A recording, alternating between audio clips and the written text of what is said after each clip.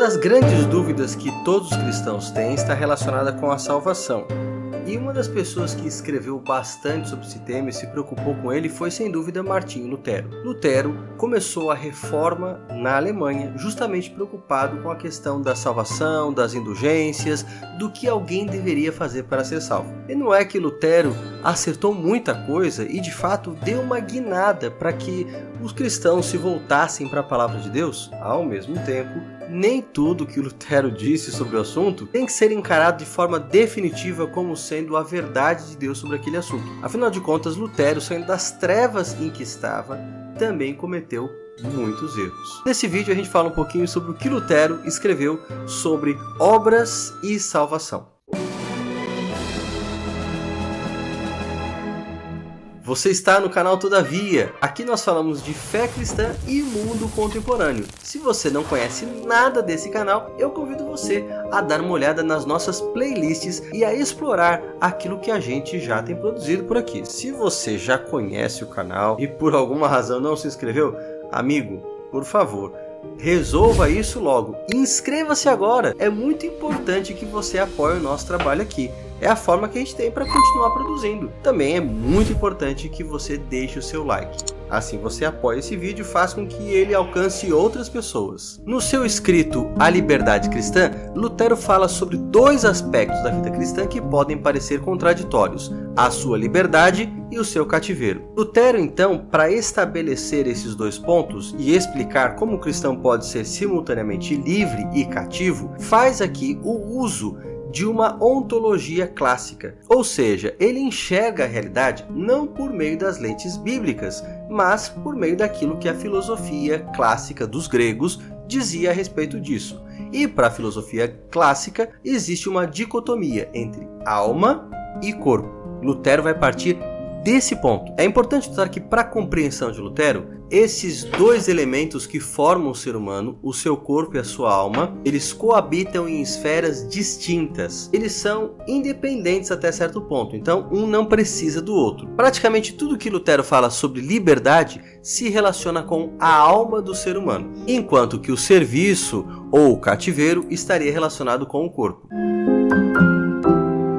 Então, o cristão é apresentado como alguém livre e a sua salvação é algo que depende da sua fé. Ele tem acesso à salvação por meio da fé. Praticamente não há nada que fazer. As obras, portanto, seriam inúteis para a salvação do ser humano, porque elas não acrescentam em nada à justificação que Jesus Cristo oferece.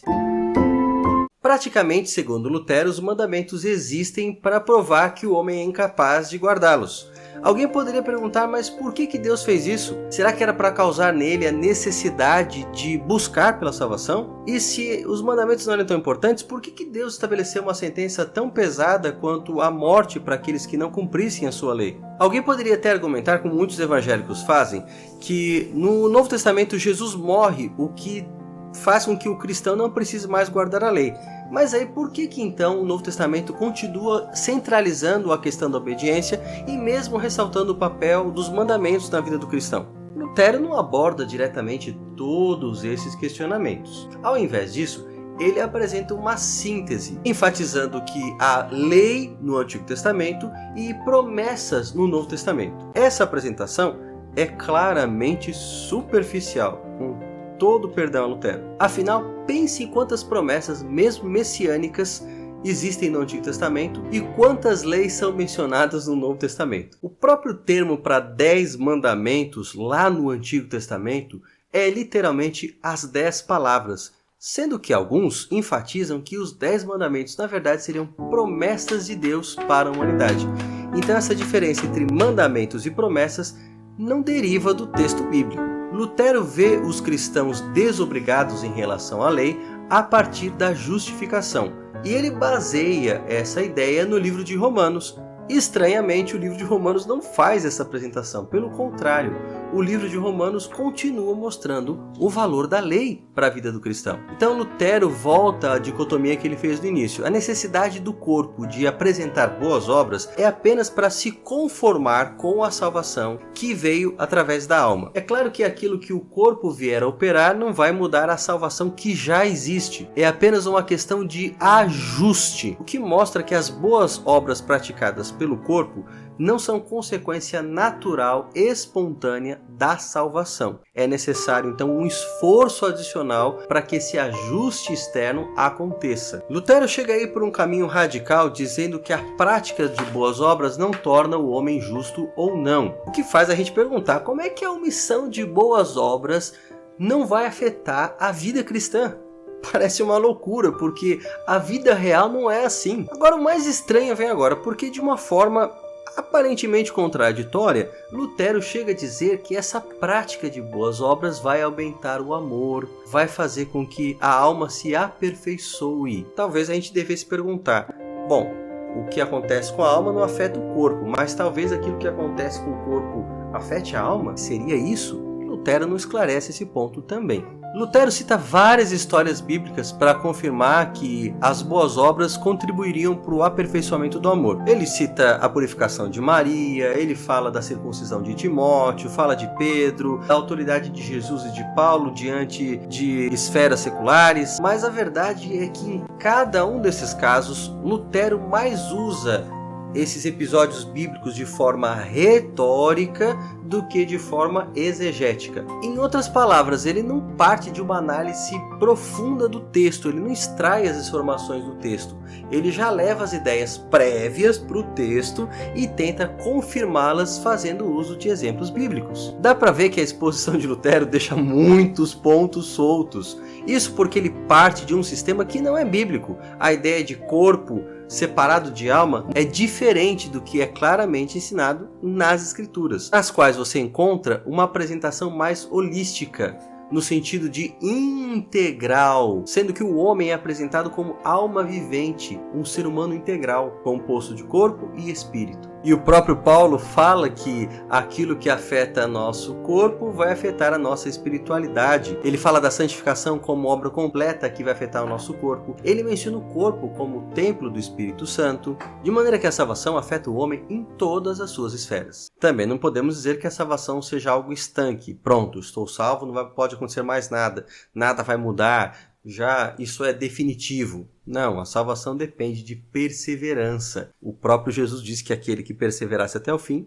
seria salvo. Ao mesmo tempo que a vida cristã depende dessa perspectiva da salvação que vai ser dada no último dia, isso já impacta o presente, porque podemos experimentar o resultado da salvação agora, na nossa experiência diária. Por isso é possível encontrar Paulo afirmando que o corpo do pecado foi destruído, porque temos agora nova vida pelo Espírito, e em breve teremos novos corpos. Essa literalidade da transformação futura é atestada pelo fato de que Jesus ressuscitou de forma corpórea. Portanto, a ressurreição dos santos também será corpórea. Ao mesmo tempo, o castigo final também envolve o corpo. É o corpo que é lançado no lago de fogo e enxofre. A gente pode dar vários exemplos e continuar de forma bem abrangente, mostrando que nas Escrituras não há diferença. Aquilo que afeta o corpo afeta o ser humano como um todo. O corpo é veículo da pessoa, é a sua expressão. Não existe existência humana à parte do corpo. Quando Lutero fala que somos livres em Cristo, ele acerta na ação, mas se equivoca quanto ao objeto. Nós não estamos livres da lei, mas não estamos sob a lei, no sentido de estarmos sob a maldição da lei, sobre a condenação que se encerra sobre aqueles que estão vivendo contra a lei. Veja, uma existência de desobediência faz com que eu quebre a lei, eu me torno um transgressor e, portanto, eu estou sob a condenação da lei. O que Cristo fez foi me libertar dessa condenação e me dar poder para uma vida de obediência. É claro que eu sou pecador e esse conflito vai se instaurar na minha vida. A lei não tem poder de me salvar, mas a obediência vem como uma consequência à submissão ao senhorio de Cristo. Por isso, aquele que foi liberto do pecado tornou-se escravo da justiça. Segundo Romanos 6:22, quem foi liberto do pecado, justificação, é escravo de Deus para a santificação até a eternidade, glorificação. É claro que Lutero tem que ser valorizado pelo esforço que fez de responder questões probantes do seu tempo e que também tem um peso que atravessa os séculos. Lutero tem que ser exaltado porque saiu de uma posição difícil do pensamento medieval, preso às raízes filosóficas, e ele deu alguns passos bem largos em direção ao pleno conhecimento da Escritura. mas como homem de seu tempo, ele não chegou a se libertar completamente das influências do pensamento católico. Portanto, embora tenha sido um gigante na fé e tenha dado uma contribuição muito positiva, deixando um legado pelos séculos, a posição que ele ocupa na teologia cristã não o isenta de equívocos. Aliás, quem está livre de cometer erros? Talvez a contaminação com o pensamento grego seja o maior problema na teologia de Lutero. Isso o impede de ver as Escrituras pelo que as Escrituras são e de chegar às conclusões corretas apenas apoiado no assim diz o Senhor. E você, já conhecia a posição de Lutero sobre esse assunto? Deixa aqui nos comentários o que você acha de tudo isso. Não se esqueça de se inscrever aqui no canal e também de compartilhar esse vídeo com seus amigos. Um forte abraço, a gente se vê num próximo vídeo aqui no canal.